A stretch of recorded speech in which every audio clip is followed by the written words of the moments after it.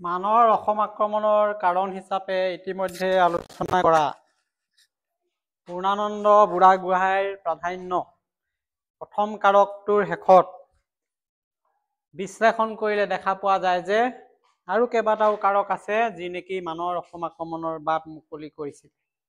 এতিয়া আমাৰ স্ক্ৰীনত যিটো টপিক আছে এইটো হৈছে মানৰ অসম আক্ৰমণৰ অন্যতম এটা কাৰণ বদন চন্দ্ৰ বৰফুকন আৰু পূৰ্ণানন্দ বুঢ়াগোহাঁইৰ মাজত বিৰোধ হৈছিলে। বিভিন্ন ক্ষমতাৰ বিষয় লৈ সিহঁতৰ মাজত সংঘাত হৈছিলে আৰু এই সংঘাতেও অৰিহণা যোগাইছিলে মানৰ অসম আক্ৰমণত। চাওঁ মূল বিষয়বস্তুটো কি আছে। 18 শতিকাৰ অন্তিম ভাগত শেষৰ ভাগত দেখা পোৱা গৈছিল আহোম ৰাজনীতিত দুজন প্ৰভাৱশালী মন্ত্ৰী ব্যক্তি একে সময়তে বদন চন্দ্ৰ বৰফুকন আৰু এইজন হৈছে পূৰ্ণানন্দ বুঢ়াগোহাঁই। আৰু ইহঁতৰ ক্ষমতাক লৈ দুইজনৰ মাজত গভীৰ সংঘাত হৈছিলে। দুইজনে ক্ষমতাশালী হবলৈ ইচ্ছা কৰিছিল, গতিকে বিভিন্ন বিষয় লৈ সংঘাত আৰম্ভ হৈছিল। বিৰোধৰ আৰম্ভণিটো ক'ত হ'ল আমি চাওঁ। প্ৰথম কথা, এটা দ্ৰোহ হৈছিলে, দন্দুৱা দ্ৰোহ। আমি সেইদিনা আলোচনা কৰিছিলো দন্দুৱা দ্ৰোহ। কামৰূপত এটা হৰদত্ত বীৰদত্ত বৰকান্দাই সৈন্য গোটাই লৈ আহোমৰ বিৰুদ্ধে এটা বিদ্ৰোহ কৰিছিলে, সেইটো হ'ল দন্দুৱা দ্ৰোহ। আৰু তাত বদন চন্দ্ৰৰ হাত আছে বুলি সন্দেহ কৰিছিলে কোনে? পূৰ্ণানন্দই বুঢ়াগোহাঁই। আৰু সেইকাৰণে কি কৰিলে, বদনক কামৰ পৰাই আঁতৰাই দিছিলে, পদবীৰ পৰা। আকৌ তাৰ ঠাইত কলীয়া ভোমোৰাক নিয়োগ কৰিছিলে। গতিকে এই যে দন্দুৱা বিদ্ৰোহত বদন চন্দ্ৰৰ সম্পৰ্ক আছে বুলি সন্দেহ কৰা যিটো কথা আহিলে, তেতিয়া সিহঁতৰ মাজত সম্পৰ্কৰ ফাট বিভেদ ঘটিলে। কাৰণ কোনোবাই কাৰোবাক সন্দেহ কৰিলেই মানুহৰ সম্পৰ্কটো ভাঙি যায়। সেইকাৰণে এই বদনক দেখা পোৱা গ'ল যে গুৱাহাটীত ভাঙি দিলে তেওঁৰ পদবীৰ পৰা। কলীয়া ভোমোৰাৰ তেওঁৰ ঠাইত বৰফুকন পাতিলে। আকৌ এটা বিদ্ৰোহ হৈছিলে, সত্ৰামৰ বিদ্ৰোহ চন্দ্ৰকান্তৰ দিনত।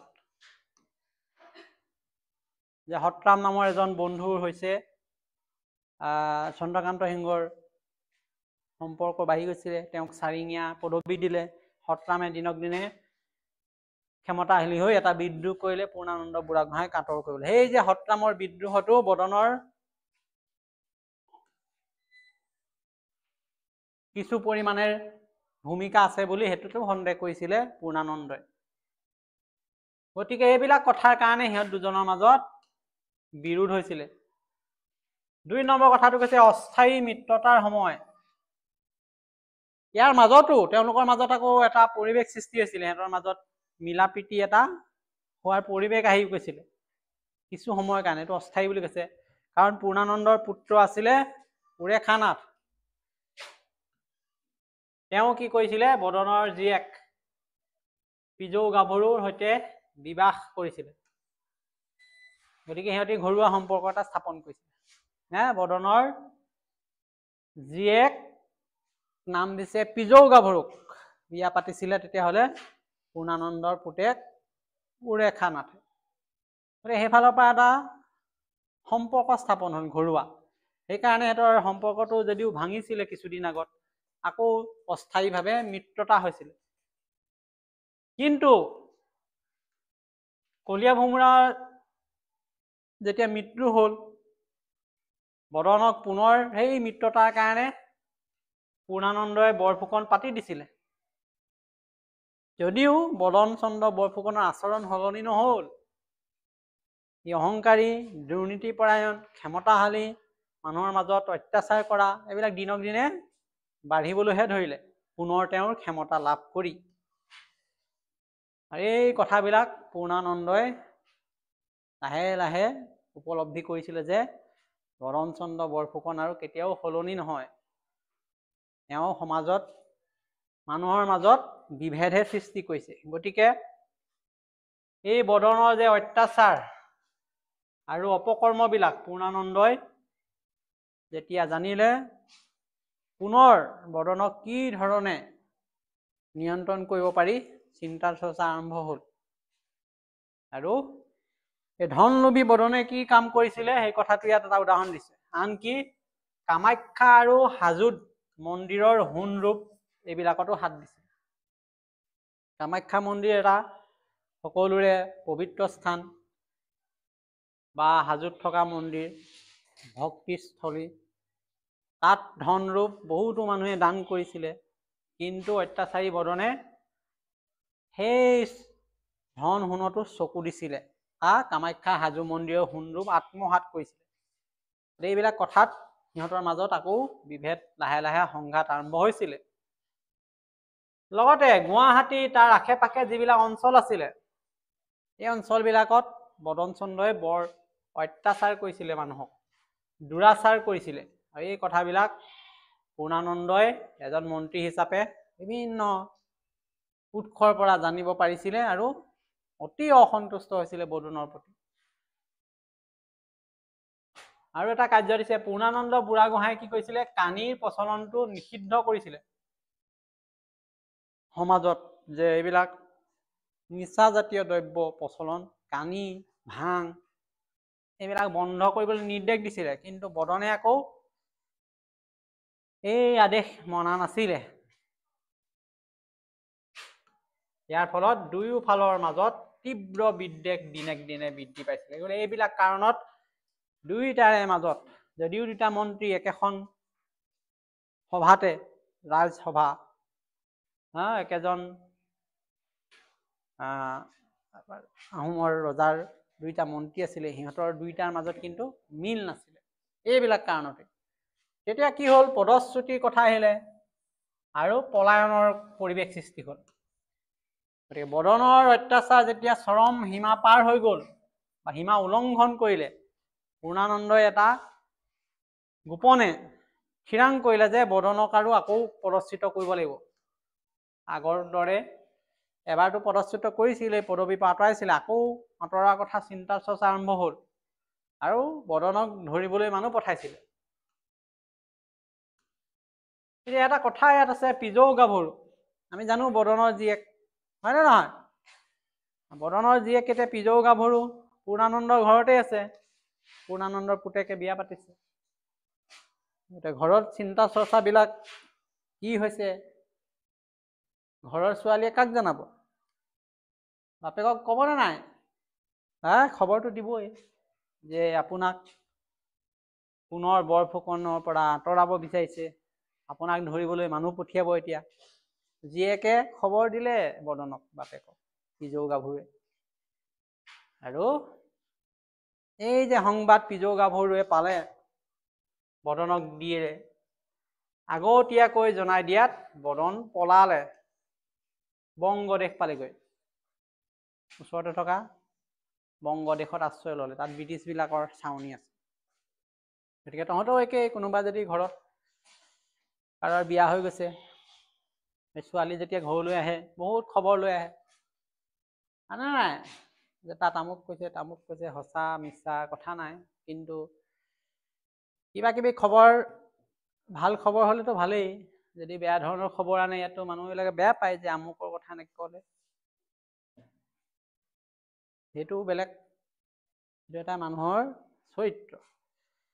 সেই চৰিত্ৰৰ পৰা এই পিজৌ গাভৰু যদিও আছিলে বদনৰ জীয়েক, আঁতৰি যাব পৰা নাছিলে। একে চৰিত্ৰ, বাপেকক লগাইছে কথা যে পূৰ্ণানন্দই মানুহ পঠাইছে ধৰিবলৈ আৰু বৰফুকন পদবী আঁতৰোৱাৰ চিন্তা চৰ্চা কৰিছে। গতিকে খবৰ পাই সেইকাৰণে বদনে আগতে পলালে, বংগদেশ পালেগৈ। বংগদেশত গৈ কি কৰিলে,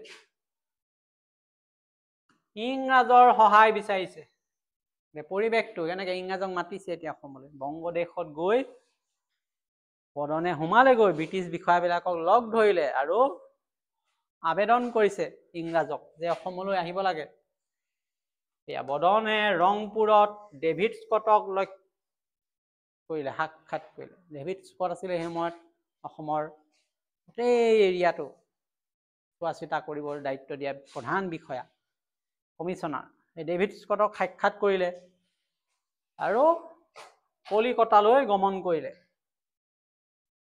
তাত ব্ৰিটিছ গভৰ্ণৰ জেনেৰেল থাকে, গভৰ্ণৰ জেনেৰেলৰ ওচৰত এখন আবেদন দিলে যে তেওঁক সহায়ৰ প্ৰয়োজন হৈছে, বদনক সামৰিক সাহায্য লাগে, যে মোক অলপ সৈন্য বাহিনীৰ প্ৰয়োজন হৈছে, ব্ৰিটিছে যদি দিয়ে তেতিয়া মই এই সৈন্য বাহিনীখিনি লৈ অসমলৈ ঘূৰি গৈ পূৰ্ণানন্দৰ বিৰুদ্ধে যুদ্ধ ঘোষণা কৰি পূৰ্ণানন্দক আঁতৰাম শাসনৰ পৰা আৰু বেলেগ এজন ৰজা পতাৰ যিটো কৌশল, এনেকুৱা ধৰণৰ এটা পৰিকল্পনা লৈ পেলাই সামৰিক সাহায্য বিচাৰিলে। লগতে আহোম ৰজা চন্দ্ৰকান্তই বদনৰ আবেদনক সমৰ্থন জনাই 2খন চিঠি লিখা তেওঁ দেখুৱালেগৈ তাত। চন্দ্ৰকান্তৰ লগত কথা পাতি গৈছে, চন্দ্ৰকান্তই লিখি দিয়া 2খন চিঠি দেখাইছে ইংৰাজক, তেতিয়াই বিশ্বাস কৰিব যে মোক চন্দ্ৰকান্ত যিজন ইতিমধ্যে ৰজা হৈ আছে তেওঁৱে পঠাইছে আপোনাক লগ ধৰিবলৈ, যে তাত সামৰিক সাহায্য প্ৰয়োজন হৈছে, অলপ সহায় কৰি দিব লাগে। নিজে দিয়া আবেদনখনৰ লগতে চন্দ্ৰকান্তই লিখা 2খন চিঠি দেখাইছে। এনেকুৱা এটা আবেদন পাই ব্ৰিটিছে কি কৰিলে, ব্ৰিটিছেও চিন্তা চৰ্চা কৰিব লাগিব। ব্ৰিটিছৰ গভৰ্ণৰ জেনেৰেল কি উত্তৰ দিলে যে অন্য ৰাজ্যৰ আভ্যন্তৰীণ বিবাদত তেওঁলোকে হস্তক্ষেপ নকৰে বুলি ক'লে। ব্ৰিটিছে বুজি পালে এইবিলাক মন্ত্ৰী বিষয়া ৰজাৰ লগত কাজিয়া লাগি আহিছে, আন মন্ত্ৰীৰ লগত কাজিয়া লাগি আহিছে, আৰু আমাক এতিয়া বদনাম কৰিছে, মিছামিছিকে ইয়াৰ পৰা সৈন্য সামন্ত গোটাই লৈ যাব, পিছত আমাৰ এই অসুবিধা হ'ব। সেইকাৰণে ক'লে তোমালোকৰ এই ভিতৰুৱা কথা এইবিলাকত অন্য ৰাজ্যত আমি সোমাব বিচৰা নাই। ব্ৰিটিছে ইণ্টাৰেষ্টেড নহ'লে বিষয়টো, কাৰণ ব্ৰিটিছেও খবৰ ৰাখিছিলে, তেওঁলোকেও জানিছিল যে পূৰ্ণানন্দ বুঢ়াগোহাঁই মানৰ যিজন মিনিষ্টাৰ আছে অসমত আহোমৰ, অতি দক্ষ, অতি কৌশলী, অতি দূৰদৰ্শী, তেওঁ কাম কাজবিলাক ইমানো বেয়া নহয়, যি নেকি তেওঁ গোটেই শাসন ব্যৱস্থাটো সুচাৰুৰূপে পৰিচালনা কৰি আছে। গতিকে পূৰ্ণানন্দ বুঢ়াগোহাঁই এই কৰ্তব্যনিষ্ঠতা সততাৰ প্ৰশংসা কৰিলে বদনৰ আগত। বদনকহে ক'লে যে তোমাৰ মন্ত্ৰী ইমান বেয়া নহয় তুমি কোৱা ধৰণে, তেওঁ সঁচাকৈ দক্ষ, কৰ্তব্যনিষ্ঠ, তেওঁৰ দায়িত্ব সুন্দৰকে পালন কৰি আছে, তুমিহে আহি ইয়াত মিছাকৈ এনেকুৱা বদনাম কৰিছা, গতিকে তোমাক আমাৰ সহায় কৰাৰ কোনো ইচ্ছা নাই, অস্বীকাৰ কৰিলে। এতিয়া ব্ৰিটিছৰ পৰাতো সহায় নেপালে, বদন বৰফুকন তেতিয়া কি হ'ব? ব্ৰিটিছৰ পৰা সহায় নেপালে, সেইকাৰণে বদনে ব্ৰিটিছৰ আশা বাদ দি মানদেশ পালেগৈ। মানদেশ মানে ব্ৰহ্মদেশ পালেগৈ, আৰু ব্ৰহ্মদেশৰ ৰজা মান ৰজাৰ পৰা সহায় লৈ পুনৰ অসমলৈ অহাৰ নতুন এটা প্লেন কৰিলে। এইডোখৰত দেখা পালো কি আমি আলোচনা কৰোঁতে যে এই দুজন ব্যক্তি বদন চন্দ্ৰ বৰফুকন আৰু পূৰ্ণানন্দ বুঢ়াগোহাঁই, তেওঁলোক দুজনেই আছিলে প্ৰধান বিষয়া, মন্ত্ৰী বিষয়া, সিহঁতৰ মাজতেই মিল নাই, বিৰোধ। গতিকে এনেকুৱা পৰিস্থিতিত আহোম ৰাজ্য পতনটো অতি গুৰুত্বপূৰ্ণ কথা আছিল, কাৰণ ইয়াত তেওঁলোকৰ ব্যক্তিগত হিংসা, ক্ষমতা লিপ্সা, তেওঁলোকৰ মাজত থকা বিৰোধ, এই ভাৱবিলাকেই ৰাইজৰ প্ৰতি থকা তেওঁলোকৰ দায়িত্ববোধক আওকাণ কৰি নিজৰ স্বাৰ্থ সিদ্ধিৰ ৰাস্তাটোহে ঠিক কৰাত তেওঁলোকক ব্যস্ত কৰিছিল।